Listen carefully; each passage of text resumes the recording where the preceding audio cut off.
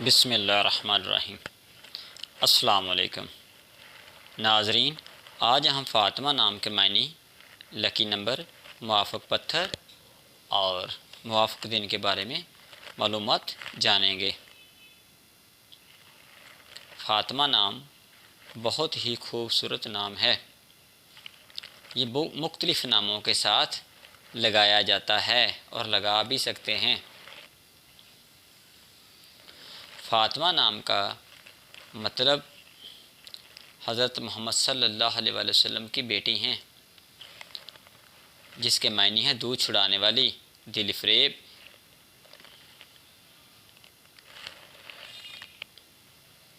ये लड़कियों का नाम रखा जाता है और बरकत के लिए मुख्तलिफ़ लड़कियों के नामों के साथ लगा दिया जाता है और इस नाम को सबसे ज़्यादा मुसलमान लोग इस्तेमाल करते हैं।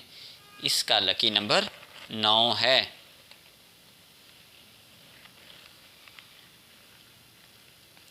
मुआफ़क़ दिन जुमेरात और मंगल है। मुआफ़क़ रंग पीला, सब्ज़, सुर्ख।